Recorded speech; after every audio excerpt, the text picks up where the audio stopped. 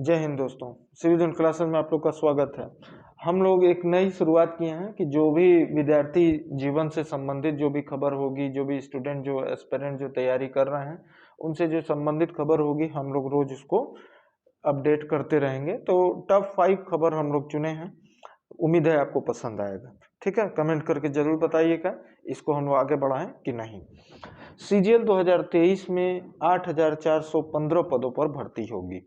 जब ये वैकेंसी आई थी तो ये वैकेंसी जो है 7500 पदों पर आई थी। और इसका यह ध्यान रखिएगा, ये जो है इसका अंतिम परिणाम नवंबर अंत या दिसंबर के पहले सप्ताह में आ जाएगा। सीजीएल 2023 का जो रिजल्ट है, फाइनल रिजल्ट, वो नवंबर के लास्ट या दिसंबर के पहले सप्ताह में आ जाएगा। ठीक है, फिर हम लोग आगे बढ़ते हैं एसएससी जीडी पे। एसएससी जीडी जो है इसकी जो भर्ती है आपको पता है, कैलेंडर एसएससी ने जो जारी किया है उसमें उसने बताया है कि 24 नवंबर को एसएससी जीडी आ जाएगा।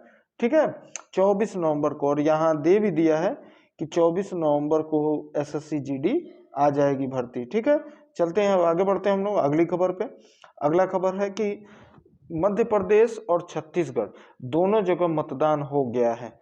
दोनों जगह मतदान हो गया है। जहां एमपी में 71% मतदान हुआ है, वहीं 67% मतदान जो है वो छत्तीसगढ़ में हुआ है। ठीक है, चलिए नतीजे इसके 3 तारीख को आ जाएंगे।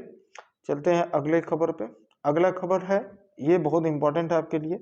ये देखिए, ग्लोबल साउथ देश दुनिया के हित में साथ हैं। तो अब सबसे बड़ी बात है ग्लोबल साउथ क्या है। अब कोई चीज प्राइम मिनिस्टर अपने अगर हम लोग बोल देते हैं तो वो बहुत इंपॉर्टेंट बन जाता है विद्यार्थियों के लिए। अब ग्लोबल साउथ क्या है? ग्लोबल साउथ उन सभी देशों को कहा जाता है जो देश विकासशील हैं, उनको ग्लोबल साउथ कहा जाता है। यानी विकासशील देशों को ग्लोबल साउथ कहा जाता है। इसका जरा सा भी मतलब नहीं कि दक्षिण में स्थित देश, वो देश जो विकासशील हैं उनको ग्लोबल साउथ कहा जाता है। अब ये ग्लोबल साउथ की बैठक चल रही है, इसका हम पूरा डिटेल जल्दी ही बनाएंगे। ठीक है, चलिए अगले।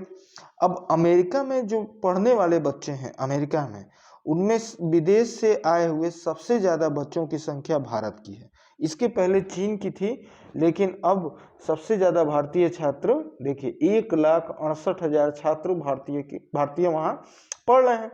अब चीन जो है दूसरे नंबर पर आ गया। देखिए, चीन से अमेरिका जाने वाले छात्र कम हो रहे हैं। 15 साल पहले चीन नंबर 1 था और पिछले साल से भारत अब नंबर 1 हो गया है।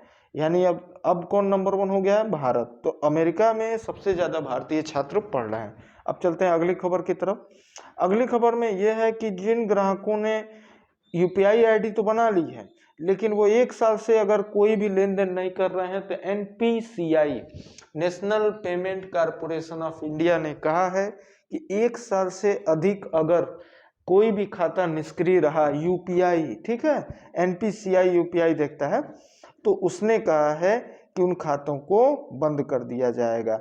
यानी ग्राहकों के पास 31 दिसंबर तक मौका है। अगर आप यूपीआई चलाते हैं और यूज नहीं कर रहे हैं 1 साल से, तो आपको यूज कर लेना चाहिए, नहीं तो ये बंद हो जाएगा। ठीक है, यूपीआई लेन देन में, यूपीआई से एक और खबर है।